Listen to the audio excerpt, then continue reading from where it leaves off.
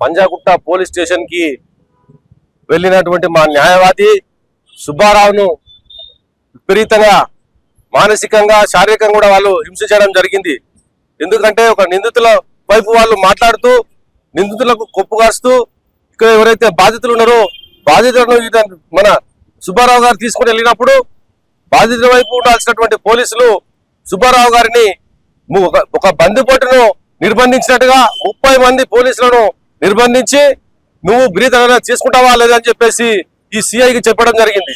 ఈ సిఐకి ఎటువంటి అర్హత ఉన్నది అనేటువంటి విషయాన్ని మేము ప్రశ్నిస్తా ఉన్నాము. సిఐ డ్రంక్ అండ్ డ్రైవ్ జరిగినప్పుడు మాత్రమే నువ్వు బ్రీత్ అనేది పెట్టాలి, కానీ ఆ రకంగా కాకుండా పోలీస్ స్టేషన్కి వచ్చినటువంటి ఒక న్యాయవాదికి నీవు ఏ రకంగా బ్రీత్ అనేది పెడతావు అని మేము క్వశ్చన్ చేస్తా ఉన్నాం. ఇది నీ యొక్క డ్యూటీస్ ని మిస్యూజ్ చేసినట్లే. కాబట్టి మేము అధికారులకు ఏమని చెప్తున్నామంటే సిపి గారికి కానీ తర్వాత డీజీపీ గారికి కూడా మేము చెప్తున్నాము, మీరు తక్షణమే సిఐ మీద చర్య తీసుకొని ఆయనను సస్పెండ్ చేయాల్సిందిగా మేము అడ్వకేట్ల తరఫున మేము చెప్తా ఉన్నాం. అదొక్కటే కాదు, మరి దాదాపు 150 నుంచి 200 కోట్ల రూపాయలు స్కామ్ జరిగింది. ఈ స్కామ్ లో విక్టిమ్స్ ఎంతో మంది చాలా బాధితులు ఉన్నారు. ఒక విక్టిమ్ ఒక వ్యక్తి అయితే ఆత్మహత్య కూడా చేసుకోవడం జరిగింది. అంటే ఇంత సీరియస్ గా ఉన్నటువంటి విషయాన్ని పక్కదో పట్టించే విధంగా ఒక టెర్రరైజ్ చేస్తా ఉన్నారు. అడ్వకేట్లను టెర్రరైజ్ చేస్తా ఉన్నారు. అడ్వకేట్లకు బాధితులకు ఉండేటువంటిదే మన అడ్వకేట్లను నువ్వు స్టేషన్ కు రావద్దు అని చెప్తూ నీ మీదే ఎఫ్ఐఆర్ చేస్తామని చెప్పేసి సుబ్బారావు అడ్వకేట్ ను మరి ఏ రకంగా అయితే బెదిరించిండో ఆ బెదిరించినటువంటి సిఐని మరి ఎస్ఐని మరి అదే విధంగా అక్కడ ఉన్నటువంటి పోలీసులందరినీ కూడా కానిస్టేబుల్ అందరినీ కూడా వాళ్ళందరినీ సస్పెండ్ చేయాలని చెప్పేసి మేము కోరుతా ఉన్నాం. మరి అదొక్కటే కాదు, ఆయన సుబ్బారావు గారు పోలీస్ స్టేషన్ వెళ్ళినప్పుడే ఒరే నీకేం పని నీ అడ్వకేట్ అయితే నీవేం చేద్దరా, నీ అడ్వకేట్ అయితే మేము భయపడతామా, నీవేం చేస్తావు చేసుకో అని చెప్పేసి ఈ రకమైనటువంటి బూతు మాటలు కూడా మాట్లాడాడు. కాబట్టి ఆయన ఖచ్చితంగా చర్య తీసుకోవాలని చెప్పేసి మేము కోరుతా ఉన్నాము. అదొక్కటే కాదు, మా సుబ్బారావు గారికి ఏ రకంగా అయితే ఇప్పుడు చాలా థ్రెట్స్ వస్తా ఉన్నాయి. ఆయన లైఫ్ కే చాలా పెద్ద ప్రమాదం ఏర్పడింది. కాబట్టి మేము డిమాండ్ చేస్తున్నాము, ఆయనకు లైఫ్ ప్రొటెక్షన్ కూడా ఇవ్వాల్సిన అవసరం ఉన్నదని చెప్పేసి తెలియజేస్తా ఉన్నాము. మీరు ఇదే విధంగా ఏ పోలీస్ స్టేషన్ లో ఉన్నా కూడా న్యాయవాదులను విపరీతంగా బెదిరిస్తా ఉన్నారు. పోలీసులు ఎప్పుడైతే ఈ రకంగా బెదిరిస్తా ఉన్నారో అయితే వాళ్ళ మీద ఖచ్చితంగా మేము ప్రతిస్పందిస్తాము. అదొక్కటే కాదు, సిఐ మీద మీరు యాక్షన్ తీసుకున్నట్లయితే ఇక్కడే రిట్ పిటిషన్ హైకోర్టులో రిట్ పిటిషన్ వేస్తామని చెప్పి కూడా మేము తెలియజేస్తా ఉన్నాం. పంజాగుట్ట పోలీస్ స్టేషన్ లో advocate circle inspector Ramakrishna advocate సుబ్బారావుపై చేసిన అఘాయిత్యం ఉందో అది చాలా హేనీయం. అడ్వకేట్స్ కి క్లయింట్లను రిప్రజెంట్ చేసే హక్కు ఉంటుంది.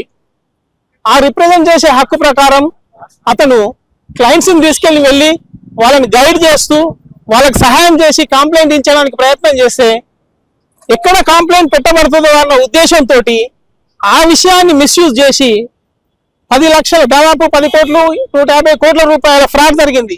ఈ ఫ్రాడ్ విషయాన్ని ముందరకు పెట్టుకోకుండా దాన్ని డైవర్ట్ చేసే విధంగా అడ్వకేట్ ని బ్రీత్ ఎనలైజర్ టెస్ట్ చేశారు. బ్రీత్ ఎనలైజర్ అనేది కేవలం డ్రైవింగ్ చేసే వాళ్ళకు, డ్రైవింగ్ చేయడానికి అటెంప్ట్ చేసే వాళ్ళకి మోటార్ వెహికల్ యాక్ట్ ప్రకారమే ఉంటుంది. కానీ పెడస్ట్రల్ కి నడుచుకుంటూ వెళ్ళి అక్కడ నిలబడ్డ అతన్ని బ్రీత్ ఎనలైజర్ తో టెస్ట్ చేసే స్టాట్యూటరీ రైట్ అనేది ఆ పోలీసులకు ఎక్కడ లేదు. మోరోవర్ మనము యూట్యూబ్ లో మీడియాలో వచ్చిన వీడియోలను చూస్తే గమనిస్తుంటే సిఐఆర్ కి ఎప్పుడైతే అడ్వకేట్ గారు నేను క్లయింట్లని రిప్రజెంట్ చేయడానికి వచ్చాను వాళ్ళని తీసుకొస్తాను అంటే ఆగు నువ్వు రిప్రజెంట్ చేయకుండా నేను కేసు చేస్తాను అన్నారు. ప్రతి క్లయింట్ కి every citizen of India is having right to choose choice of his own advocate. ఆ క్లయింట్స్ అందరూ అడ్వకేట్ ని రిప్రజెంట్ చేసే విధంగా సుబ్బారావుని చూస్ చేసుకుంటే ఆ రైట్ ని ఇన్ఫ్లుయెన్స్ చేసే విధంగా నువ్వు లేకుండా చేస్తా అని అన్నారు. అసలు ఒక క్లయింట్ అడ్వకేట్ ని తీసుకొని వచ్చి రిప్రజెంట్ చేయించుకోవాలనుకుంటే ఈయనకేంది బాధ, అడ్వకేట్ లేకుండా నేను చేస్తా అని చెప్పడానికి కారణం ఏంది? అడ్వకేట్ ఉంటే బలంగా అడుగుతాడు, అడ్వకేట్ ఉంటే పాయింట్స్ ని మిస్యూజ్ చేయనియాడు. సో ఇలాంటి విషయాల్ని అడ్వకేట్ బలంగా అడుగుతాడు కాబట్టి అడ్వకేట్ ని పక్కదో పట్టించేసి క్లయింట్లను బెదిరించి కేసును నిర్వీర్యం చేయాలని చూసే ప్రయత్నంలో భాగంగా సిఐ రామకృష్ణ సుబ్బారావుపై కఠిన సుబ్బారావుపై దురుసుగా ప్రవర్తించాడు కాబట్టి సిఐ పైన డిపార్ట్మెంటల్ యాక్షన్స్ ఇమ్మీడియట్ గా ఇనిషియేట్ చేయాలి, లేకపోతే మేము పోరాటాన్ని ఉధృతం చేస్తాం. Thank you. ఈనాటి తెలంగాణలో జరుగుతున్న Subbu advocate high court for the state of Telangana advocate గారు ఉదాంతము ఈరోజు తెలంగాణ సమాజం మొత్తము ఆలోచిస్తుంది. ఎందుకంటే పోలీసులు రక్షించవలసిన పోలీసులే ఈరోజు భక్షిస్తున్నారు, అది ఒక అడ్వకేట్. ఇక సామాన్యుల పరిస్థితి ఈరోజు తెలంగాణలో ఏ విధంగా ఉందో ఈ ప్రజలు ఆలోచించుకోవాలి. ఒక హైకోర్టు అడ్వకేట్ బాధితుల తరఫునకి వెళ్ళి తన పెట్టిన కంప్లైంట్ను దాని గురించి విచారణ చేయడానికి గురించి కంప్లైంట్ బాధితుల తరఫునకి వెళ్ళి ఒక కోర్ట్ ఆఫీసర్గా వెళ్తే ఈరోజు పంజగుట్ట సిఐ గారు దురుసుగా ఆయన యొక్క గైడ్ లైన్స్ కి వ్యతిరేకంగా అబ్యూజ్ చేస్తూ థ్రెటన్ చేస్తూ నువ్వు రాకపోతే కొత్త ఫామ్ ఆఫ్ థ్రెటింగ్ చేస్తున్నారు అడ్వకేట్స్ ను. ఒక బ్రీత్ హ్యాండ్ ఎదురు పెట్టి అదో రకంగా ఆయన క్రిమినల్ చేసే అతని క్యారెక్టర్ ను అసెస్ చేసే విధంగా సమాజంలో ఈ విధంగా అక్రమానికి పాల్పడుతుండు, ఇల్లీగల్ గా అతన్ని బెదిరిస్తున్నాడు. కాబట్టి పై అధికారులకు మేము ఒక అడ్వకేట్ అసోసియేషన్ తరపుకెళ్ళి విన్నవించేది ఏంటంటే దీనిపైన తక్షణమే డిపార్ట్మెంటల్ ఎంక్వైరీ చేసేసి ఎస్ఐ గారిని సిఐ గారిని సంబంధించిన బాధ్యులను దాదాపు 30 మంది ఒక బందిపోటుగా ఒక చుట్టుముట్టి 30 మంది ఒక ప్రెజరైజ్డ్ గా ఈరోజు బ్రీత్ అనలైజ్ చేసి థ్రెటనింగ్ చేసిరు. ఈ అంశాన్ని ఇమ్మీడియట్లీ పై అధికారులు పరిశీలించేసి అధికారుల ఎవరైతే బాధితుల్లో వాళ్ళపైన డిపార్ట్మెంట్ యాక్షన్ తీసుకోవాలి, ఇమ్మీడియట్లీ సస్పెండ్ చేయాలి. మరియు ఇప్పుడు సుబ్బు గారికి చాలా థ్రెటనింగ్ కాల్స్ వస్తున్నాయి. రకరకాలమైన ఈవెన్ బాధితులు ఎవరైతే బెదిరిస్తారో మంగ్లీ అన్న టీం నుంచి కూడా రకరకాలైన థ్రెటనింగ్ కాల్స్ వస్తున్నాయి. తక్షణమే ఉన్నతాధికారులతో పరిశీలించి అంశాన్ని ప్రొటెక్షన్ ఏర్పాటు చేయాలి, ఇతనికి గన్మెన్లు ఏర్పాటు చేయాలి. ఆ విధంగా ఒక అడ్వకేట్ కే ఈరోజు ప్రొటెక్షన్ లేకపోతే ఇక సామాన్య పరిస్థితి రాష్ట్రంలో ఏందో ఒకసారి ప్రధానికంగా తెలియజేసుకుంటూ అడ్వకేట్స్ అందరికీ మేము అడ్వకేట్స్ రూపాన్ని తెలియజేస్తుందంటే ఈ అంశాన్ని ఇక్కడితో వదిలే ప్రసక్తే లేదు. మేము అధికారులు కనుక చర్యలు తీసుకోకపోతే గౌరవ హైకోర్టుని మేము సంప్రదించేసి అప్లికేషన్ రూపంలో రక్షణ కూడా కల్పిస్తాము.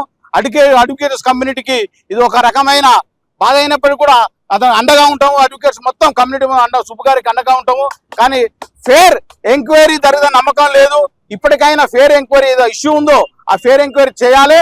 దీన్ని ఉన్నతాధికారుల దృష్టికి మీరు అందరూ పరిశీలించాలని కోరుకుంటూ, మరియు ఈ అంశాన్ని ఉన్నతాధికారులు ఎట్టి పరిస్థితుల్లో పరిశీలించాలని చేయండి. వాళ్ళు ఏదైతే వాళ్ళు ఇన్వెస్టిగేషన్ చేసి చర్యలు తీసుకుంటున్నారు కదా, చర్యలు తీసుకొని ప్రాబ్లం లేదు. మేము కూడా చర్యలు తీసుకుంటాం. మేము అందరం అడ్వకేట్లు కూడా ఏం ఖాళీ ఎవరేం కూర్చోలే. మీరు చర్యలు తీసుకుంటే మీరు ఏదైతే అకార్డింగ్లీ లా అవుతున్నారో మేము కూడా అకార్డింగ్లీ లా అవుతున్నాం. మీరు ఏ రూల్ ప్రకారం అక్కడ ఒక కంప్లైంట్ ఇవ్వడానికి వచ్చిన వాడిని బ్రీత్ అనలైజ్ చేసినారు, అదే విధంగా అదర్ సైడ్ నుండి వచ్చిన వాళ్ళని కూడా మీరు బ్రీత్ అనలైజ్ చేసినారా లేదా? అక్కడ మాకు వచ్చిన సమాచారం ఏంటంటే కేవలం ఒక అడ్వకేట్ ని అక్కడ అసోసినేట్ చేయాలని, ఆ అడ్వకేట్ ని అక్కడ భయభ్రాంతులకు గురి చేయాలని, అంటే ఒక అడ్వకేట్ వచ్చి మాట్లాడతారు కాబట్టి చేస్తారు కాబట్టి ఆయన ఏదో విధంగా ఆయనని ఆపాలి కాబట్టి కేసుని డైవర్ట్ చేయాలి కాబట్టి కేసుని ఇప్పుడు అడ్వకేట్ పైకి తీసుకోవాలి కాబట్టి కాఫీ తాగిపించి మంచిగా కాఫీ తాగిన కొంచెం సేపటి తర్వాత బ్రీత్ అనలైజర్ తీసుకొని వచ్చి ఊపిచ్చి దీంట్లో ఏదో వచ్చింది అని చెప్తున్నారు. అదే మీరు అదే ఏం రాలేదు దాంట్లో కూడా క్లియర్ గా ఉంది కదా మనకు ఎంత 30% దాటితేనే అదేదైనా ఉంది అన్నట్టు. కానీ అక్కడ ఏం జరిగిందో కూడా మనందరికీ తెలుసు.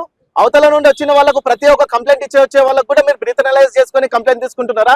ఏమైనా ఉంటే ఆ రిపోర్ట్ లో కూడా మాకు సబ్మిట్ చేయండి అని కూడా మేము కూడా అడుగుతాం రేపు పొద్దున.